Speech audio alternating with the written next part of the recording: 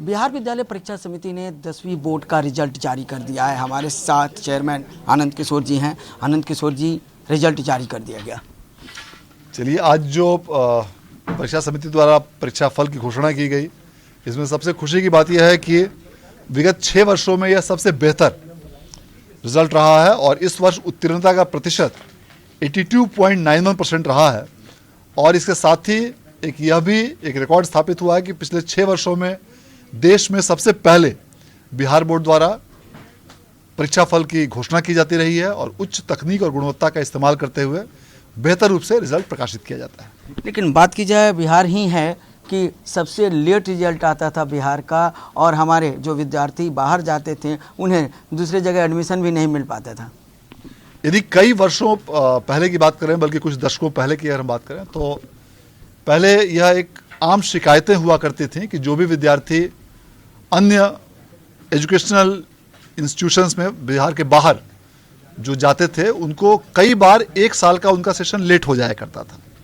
विशेष रूप से ऐसा भी देखा गया था कि पूर्व के कुछ वर्षों में दिल्ली यूनिवर्सिटी में एडमिशन्स ससमय लोगों को नहीं मिल पाता था और उन्हें 1 साल के बाद एडमिशन लेना पड़ता था। उस समय से यदि हम तुलना करें तो आज बिहार न सिर्फ नेशनली इस मामले में एक लीडर के रूप में उभर कर सामने आया है और देश में सबसे पहले जो परीक्षा फल की घोषणा की जाती है उससे कई लाभ विद्यार्थियों को होता है। कॉम्पिटिटिव एग्जाम्स की तैयारी के लिए उनको काफ़ी समय उनको मिल पाता है।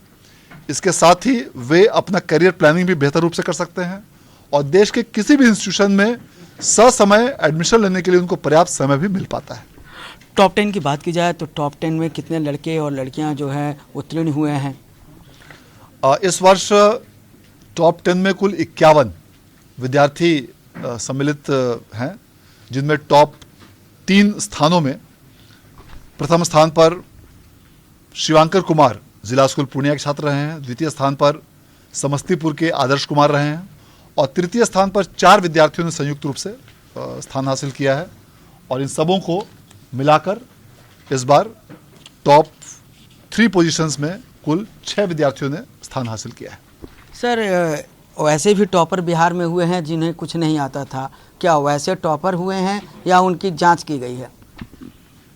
देखिए, पूर्व की किसी भी व्यवस्था या परीक्षा पर किसी भी प्रकार की टिप्पणी उचित नहीं होगी, लेकिन यह ज़रूर है कि अब जो विगत कई वर्षों से टॉपर वेरिफिकेशन का जो सिस्टम्स हम लोगों ने डेवलप किया है, तो अब इस प्रकार की किसी भी ऐसी कोई भी अनियमितता की गुंजाइश को पूरी तरह से समाप्त किया गया है और सारी व्यवस्थाओं में कई जगहों पे ऐसे चेक्स और बैलेंसेस के साथ साथ ऐसी कई तकनीक का इस्तेमाल करते हुए नई व्यवस्थाएं डेवलप की गई हैं, जिससे कि पूरी रिजल्ट न सिर्फ टॉपरों का बल्कि पूरे रिजल्ट को भी बहुत ही बेहतर तरीके से उच्च गुणवत्ता के साथ high technology advance IT tools का इस्तेमाल करते हुए फास्ट रिजल्ट प्रोसेसिंग के साथ तैयार किया जाता रहा है, ताकि किसी भी प्रकार की कोई अनियमितता या कोई गड़बड़ी की संभावना या गुंजाइश न रहे।